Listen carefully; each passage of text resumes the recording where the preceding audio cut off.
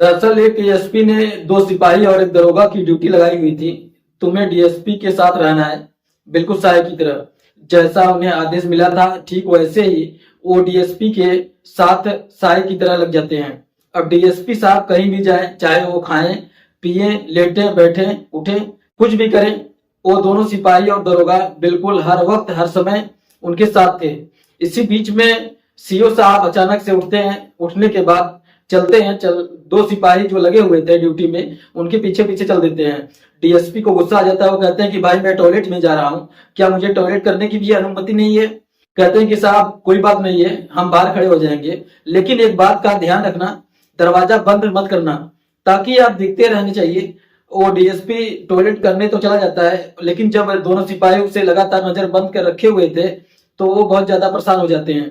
दरअसल ये जो डीएसपी साहब हैं, ये डीएसपी साहब सोशल मीडिया पर लगातार वायरल हो रहे थे। इनकी खबर अखबार में छप रही थी, इसलिए उनकी निगरानी की जा रही थी, कहीं ये कुछ गलत कदम न उठा दें। इसीलिए दो सिपाही और एक दरोगा की ड्यूटी लगी हुई थी।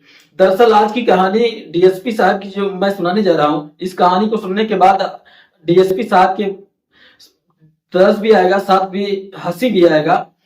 दरअसल वो एक ऐसे चक्कर में फंस जाते हैं जिसकी न तो उन्होंने कल्पना की थी, न जांच करने वालों की कल्पना की थी। नमस्ते प्रणाम, हर हर महादेव, मैं ओम प्रकाश पाल। आज की जो सच्ची घटना मैं आपको सुनाने जा रहा हूँ, ये सच्ची घटना है उत्तर प्रदेश का एक जिला है उन्नाव। दरअसल ये उन्नाव की ही सच्ची घटना है। बात कर रहा हूँ उन्नाव की एक तहसील है बीघापुर, और बीघापुर के एक सीओ होते हैं जिनका नाम होता है कृपा शंकर कनौजिया। कृपा शंकर कनौजिया अपने एसपी साहब के पास जाते हैं जिनका नाम होता है आनंद कुलकर्णी। उनके पास जाते हैं, उनके जाकर कहते हैं कि साहब मुझे छुट्टी चाहिए। दरअसल बेटी की शादी की तारीख बहुत नजदीक आ चुकी है और मैं एक दिन की छुट्टी लेना चाहता हूँ। उन्होंने जो एप्लीकेशन दी थी वो 6 जुलाई 2021 को एक दिन की छुट्टी चाहिए थी, और एसपी ने जैसे ही बात सुनी और बेटी की शादी का मामला है, एसपी साहब को छुट्टी दे दी। अब एसपी साहब छुट्टी लेकर अपने काम पर निकल जाते हैं, और निकलने के बाद इन्हें जाना था बीघापुर से गोरखपुर, जिनकी दूरी थी लगभग 341 किलोमीटर दूर। अब यहाँ जाने के लिए अपना सफर तय कर देते हैं, लेकिन घर नहीं पहुंचते तो इनकी जो बीवी होती है वो बहुत ज्यादा परेशान हो जाती है, और परेशान होने के बाद वो फोन करती हैं तो उनका नंबर बंद था। सीओजी नंबर जो सरकारी नंबर मिला हुआ था उस पर फोन करती हैं तो वो भी बंद था। जो इनके अर्दली होते हैं, इनके साथ रहते हैं, उनको भी फोन करते हैं, उनसे कहते हैं कि हमारे उनसे संपर्क नहीं है। दरअसल वो छुट्टी से यहाँ से जा चुके हैं। अब इनकी बीवी लगातार परेशान हो जाती है और जिस जिस से के संपर्क में थे उनको फोन कर देती है, वहां से सफलता नहीं मिलती। तभी उनमें से एक अधिकारी कहता है कि आपको एसपी साहब से बात कर लेनी चाहिए, और एसपी साहब को बताइए कि आखिरकार क्या बात है। क्योंकि अब कहीं ना कहीं डीएसपी साहब की जो मोहतरमा थी बीवी थी, उनको भी डर लगने लगता है, कहीं ऐसा तो नहीं है कि उनके साथ कुछ अनहोनी घटना हो गई हो और पुलिस जांच करेगी तो तब तक हो सकता है देर हो जाए। इसलिए उन्होंने फोन लगाया और उन्नाव के एसपी साहब को, आनंद कुलकर्णी को, रोते हुए एक बात कही कि एसपी साहब मेरे पति छुट्टी लेकर घर निकले थे, लेकिन उनका पता ही नहीं चल रहा है। मैंने उनके पर्सनल नंबर पे फोन किया, एक दो नंबर और हैं उन पर भी फोन किया, साथ ही जो सरकारी नंबर था उन पर भी फोन किया, लेकिन संपर्क नहीं हो पा रहा था। कहीं उनके पता करने की कोशिश कीजिए, कहीं ऐसा ना हो कि उनके साथ कुछ हादसा हो जाए, कुछ गड़बड़ी हो जाए। एसपी साहब ने जैसे ही बात सुनी, एसपी साहब को लगता है कि वाकई एक अधिकारी कहीं खतरे में तो नहीं है। उन्होंने तुरंत अपनी सर्विलांस टीम को आदेश दिया और कहा कि सीओ नंबर पर बातचीत करने की, संपर्क करने की कोशिश करो, जितनी जल्दी हो सके मुझे तुरंत बताने की कोशिश करना।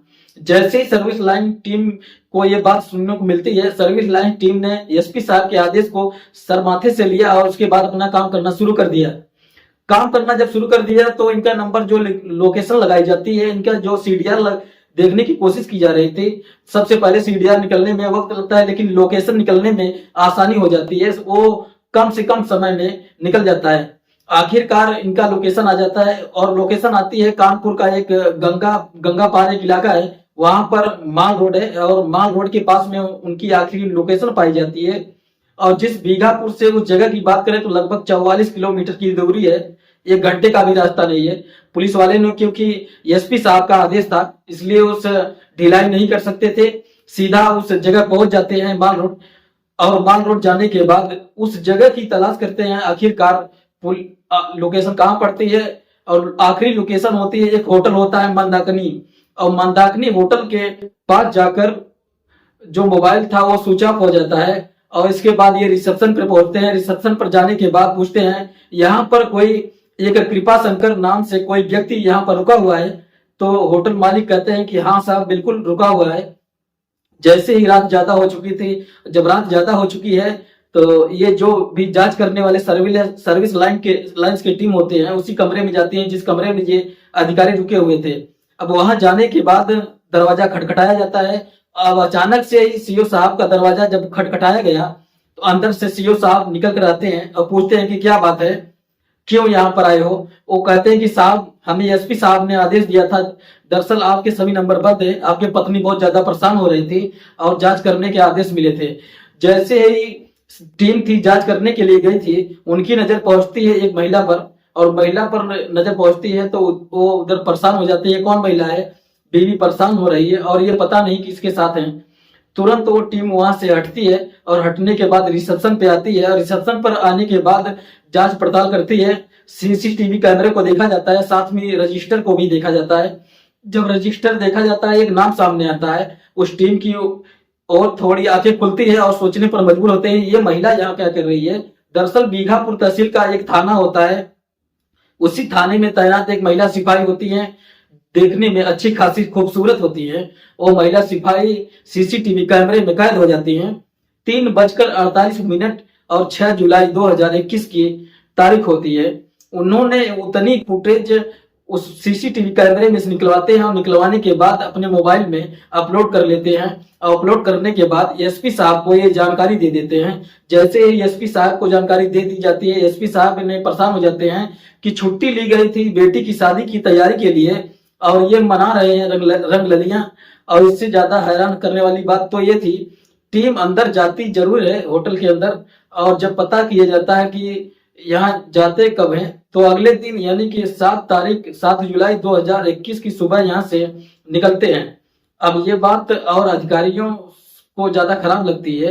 एक तरह वो सीसीटीवी कैमरे के जो फुटेज होते हैं प्रवेश कर रहे हैं, उसमें महिला सिपाही हो या डीएसपी साहब हो, उन्होंने अपनी जो भी पहचान थी छुपाई नहीं थी। हालांकि जब जाते हैं डीएसपी साहब ने अपने चेहरे पर मास्क लगाया हुआ था, और जो महिला सिपाही होती है उसने अपनी चेहरे को सफेद रंग के दुपट्टे से कवर किया हुआ था। ये वीडियो सोशल मीडिया पर वायरल हो जाती है। वायरल ये हो जाता है कि सर्कल ऑफिसर यानी कि डीएसपी साहब वो अपने ही इलाके के एक थाने की महिला सिपाही के साथ अश्लील हरकत कर रहे थे, रंग रलिये मना रहे थे। और जब ये सब बातें होती हैं धीरे धीरे करके मामला पहुंच जाता है उत्तर प्रदेश की राजधानी लखनऊ में, और लखनऊ तक पहुंचते पहुंचते डीजीपी कार्यालय तक पहुंच जाती है।